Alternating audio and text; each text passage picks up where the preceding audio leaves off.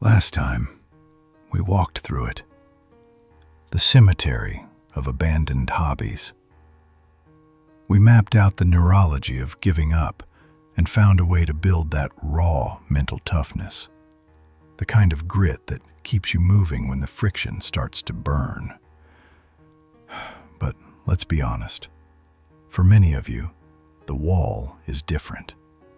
It's not about sticking with it. It's about everything else. What if your real struggle isn't a lack of discipline? What if you're just desperate to pursue 10 different lives at once?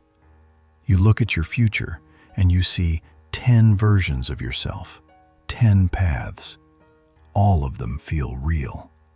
All of them feel like home. You aren't running from the work. You're frozen by the choice. It's like standing in front of a massive, steaming feast while you're starving, but you're so terrified of picking the wrong plate that you end up leaving with an empty stomach. It's the polymaths paralysis, that haunting, quiet thought. I could be great at something if I could just decide what that something is. Know this. Perhaps that's the real trap. We think we're broken when we're actually just overwhelmed. Let's look at why. Society has a label for people like you. It's rarely a compliment. They treat you like a tourist, someone who visits the gift shops of 10 different countries but never bothers to learn the language. That judgment? It's heavy. It makes you feel like your greatest gift, your boundless curiosity, is actually your biggest professional failure. Today, we strip that anxiety away. We're going to look at the architecture of a modern career. We're going to build a roadmap for those of us who were never intended to fit into a single, narrow box. First, we have to recognize the cage.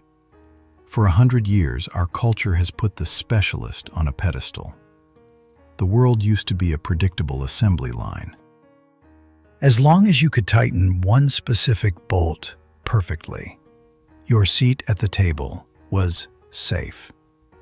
Academics call this a kind learning environment. It's a world that rewards repetition. This is the domain of the I-shaped individual, the specialist, defined by a single, vertical pillar of expertise. But that's not our reality anymore, is it? Our world has shifted. It's now a wicked learning environment. The landscape has turned into a shifting neon fog, where the ground morphs into water while you're still trying to walk on it. Think about the gap. A professional chess player versus an ER doctor. The chess player lives in a kind environment. The pieces always move the same way. The feedback is instant. The ER doctor? That's wicked. Every patient is a mystery. The rules of the last case might kill the next patient. Specialized routines create fatal blind spots. In a chaotic, wicked world, being a hyper-specialist isn't a strength. It's a risk. Now, don't get me wrong. We need specialists. Their deep-dive knowledge is the backbone of progress. Specialization isn't bad. The problem is when it's sold as the only way to exist. When we use that one narrow ruler to measure every human soul, it makes you feel like you're failing at life. But you aren't. Your mind is just optimized for a different landscape. To design a life that works for your brain, stop looking at job titles. Start looking at shapes. The I-shaped person is the specialist. On the flip side, you have the dash-shaped person. This is the danger zone.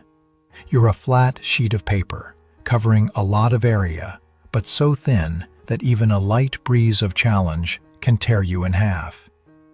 But there are other ways to build. The most effective shape for you? The M-shaped professional. The true polymath. Look at it this way. Your first vertical pillar is software engineering. You go deep. That's your engine. But your second pillar?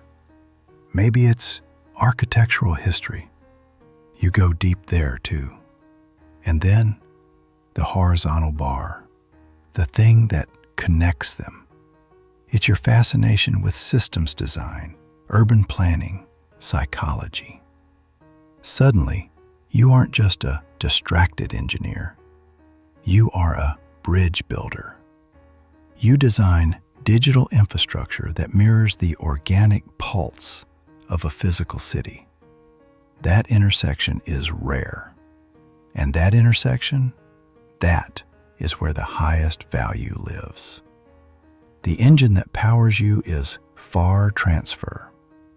A specialist relies on near transfer, taking a skill and applying it to a nearly identical problem. But a polymath, you use far transfer.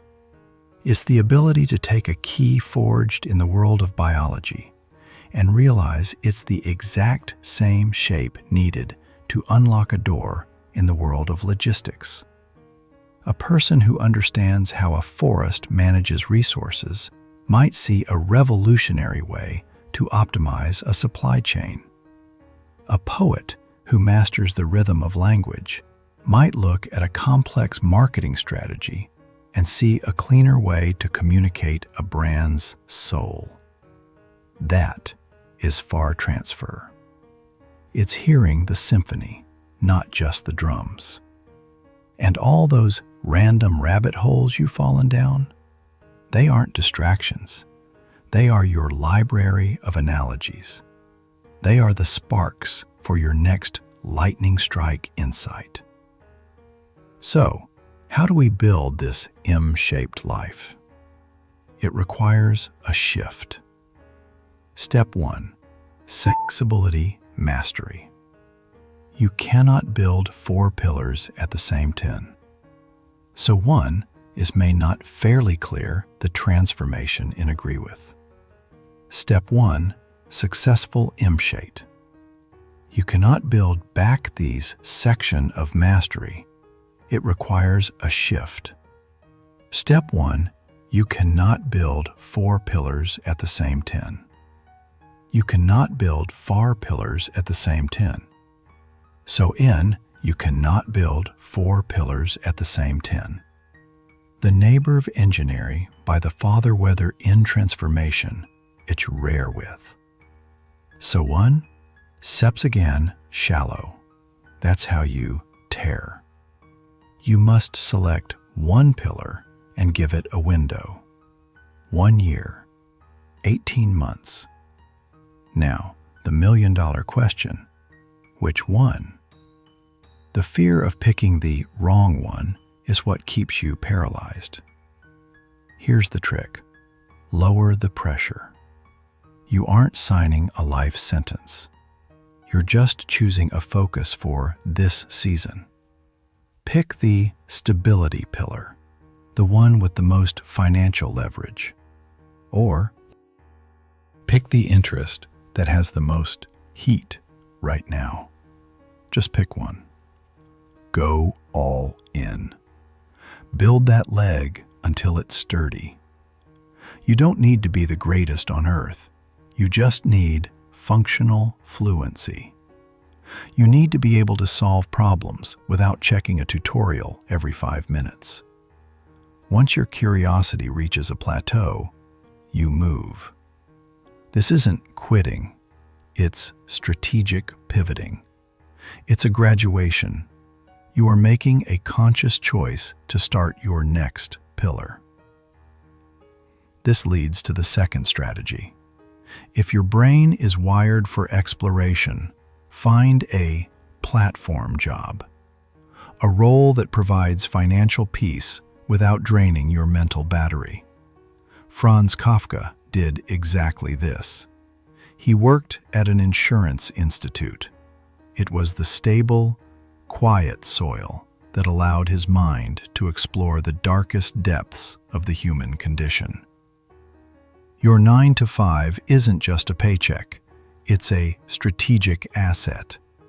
A low-drain job leaves you with a surplus of your most precious currency: cognitive energy. Reinvest that energy into your other pillars.